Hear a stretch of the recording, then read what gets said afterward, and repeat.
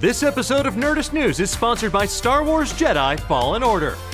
This key hidden detail in The Mandalorian is blowing fans' minds. By now, you've likely all seen the premiere of the first ever live-action Star Wars series, The Mandalorian, now airing on Disney+. It's chock full of deep Star Wars lore, as well as twists, turns, sick gunfights, and all manner of scum and villainy that we've grown to love from the galaxy far, far away.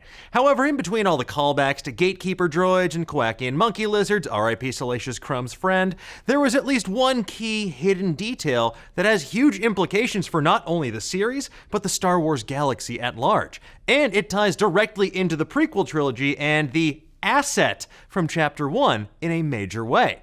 So what was it? Well, in case you're not one of the over 10 million subscribers to Disney+, I mean, hey, we get it, there's too many streaming services out there these days. We wanted to give you a spoiler warning for Episode 1 of The Mandalorian in case you haven't seen it yet. So turn away now if you haven't. Seriously, turn your face. I can see you through the monitor, like the FBI. But if you have seen it, I don't know, just take this moment to like and subscribe. Please. You're my only hope. All right, folks, let's get into it. When the titular Mandalorian, whose name Pedro Pascal may have revealed to be Din Djarin, meets with the client about capturing the asset, we meet Dr. Pershing, a real nerd who makes it pretty clear he wants the wee baby Yoda captured alive. Alive. Yes, alive. However, right from the beginning, there's something super shady about this job. There's no puck like we see for other official bounty hunting jobs that the Mandalorian has taken, and the client doesn't have the entire chain code to give to the Mandalorian, only the last 4 digits. Yeah, seems legit, buddy. Now, pair that with the fact that IG-11 was hired specifically to kill the wee baby Yoda, and that means that the bounty droid is probably working for an entirely different group. It almost feels like the client and Dr. Pershing aren't the originators of the bounty since they don't have all the information, and they probably just intercepted the job and hired someone to get the wee baby Yoda before anybody else could. But, you know, alive, if possible. Alive. Yes, alive. Or whatever. But what does this all have to do with Dr. Pershing? Well, it turns out he actually might be the key to all of this. Our friends over at Slashfilm found some eagle-eyed Twitter users who recognized the symbol on Dr. Pershing's shoulder as being a Kaminoan symbol, a symbol worn by the developing clones in Star Wars Episode 2, Attack of the Clones. Does this mean that Dr. Pershing is perhaps a clone of someone? It's possible, but probably not. We think it's more likely he's got a history of working for the cloners as a genetic scientist. And if so, it definitely starts to explain why he wants the asset alive. Alive.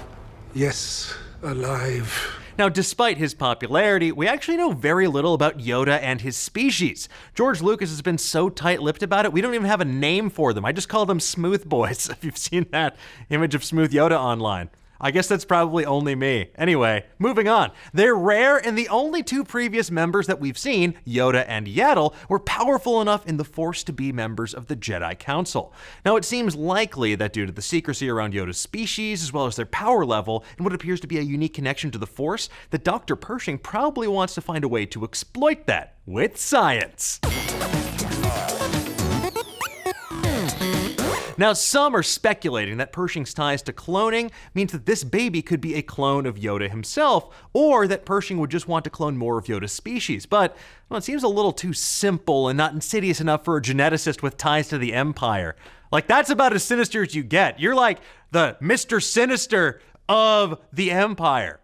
Now, it feels much more plausible that Dr. Pershing wants to find a way to exploit that species' potential connection to the Force by making normal people Force-sensitive, thus ensuring a steady supply of Force users that can be used by one of the Imperial remnants, or even the nascent First Order that's secretly formulating in the unknown regions.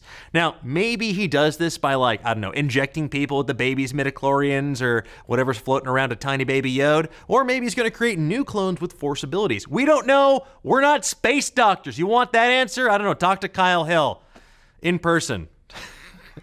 We're not just walking down the street, flag him down, ask him about what's inside a Yode. But since it appears that the Mando doesn't want to turn the wee baby Yodes in, well, he'll probably be chased by multiple factions, including the client and Dr. Pershing, when they realize they done been double-crossed. We'll just have to wait and see more as the season continues. But what do you think? How do you think that cloning could tie into The Mandalorian? And are we going to see the wee baby Yoda in Episode 9, maybe as a taller baby? Also, what do you think of The Mandalorian's name? Din Djarin? How would you spell it? Let's discuss.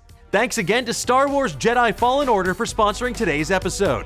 You play Cal Kestis, a Jedi Padawan who narrowly escaped the purge of Order 66 following the events of Episode 3 Revenge of the Sith. On a quest to rebuild the Jedi Order, you must pick up the pieces of your shattered past to complete your training, develop new powerful Force abilities, and master the art of the iconic lightsaber, all while staying one step ahead of the Empire and its deadly Inquisitors. Star Wars Jedi Fallen Order is available on Xbox One, PS4, and PC on November 15th.